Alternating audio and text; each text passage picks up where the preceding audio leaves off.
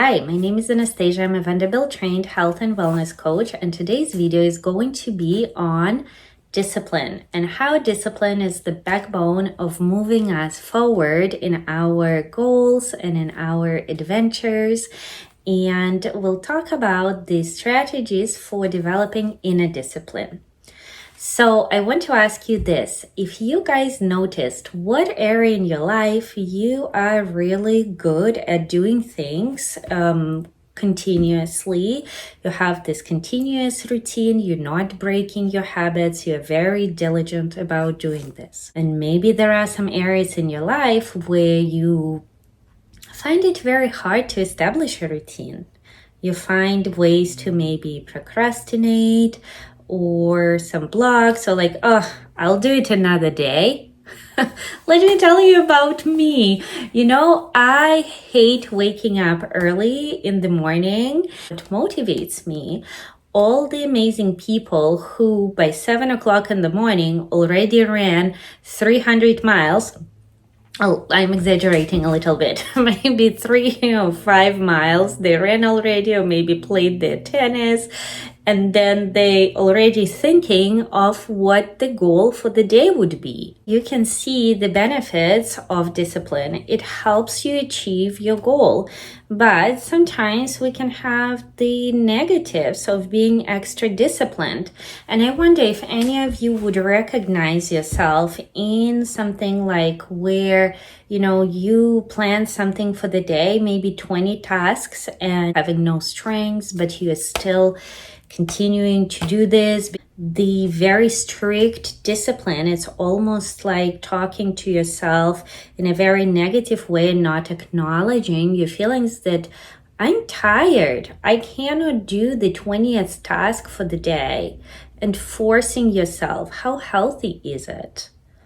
And how can this discipline still be maintained but maybe brought into balance? Now, when talking about discipline, it is important to notice that discipline can be internal and external, right? For example, our employer tells us what time to come to work, when to submit that project by, and we depend on other people to tell us to stay on track. Now, if, for example, you're working on a specific goal yourself, maybe you want to lose weight and you're like, oh, I don't want to run today, tomorrow.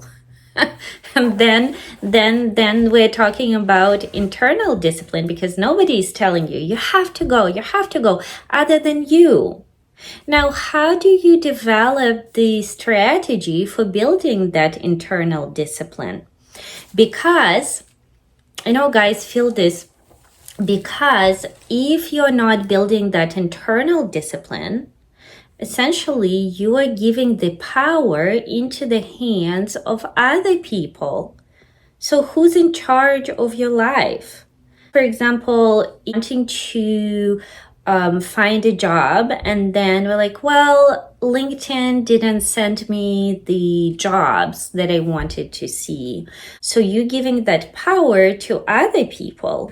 Now, what about you? You can decide to, yes, LinkedIn sent me some not so great jobs, not what I'm looking for, but maybe I can reach out to my coworkers, former coworkers, maybe my friends, post an ad somewhere that I'm looking for a job. Take that responsibility and build that discipline. So how do we do this? Well, you set your goal. You really identify what is it that I really, really want. Second of all, you break it down into manageable tasks. And then you start accomplishing them, staying accountable. At the end of the day, I had a client who was closing on her Apple Watch those rings for completing the task. I personally like writing things down and putting the check mark. That's how I stay accountable. And you know what? Sometimes I don't complete the task, but accepting and acknowledging what part of me was acting in that moment is super important. Sometimes I find myself like, no, I don't want to do it. I'm not going to do the laundry. Okay. Anastasia, you're talking like a little child. Okay, so the little child doesn't want to clean the house right now. The little child wants to play. I'm talking in a kind voice and I'm saying, I noticed you. So what if after you clean the house, we can go for a walk? And so that's how I talk to my child. I don't know if you guys talk to a child anyway, or maybe are you even noticing when you're falling into that, trap? So the key points of building the discipline. One is being aware, is the discipline inner or you are relying on external sources for that? Second of all, being aware of the goal and breaking it down into manageable tasks. Third are the supports. So maybe check marks, some apps to keep track.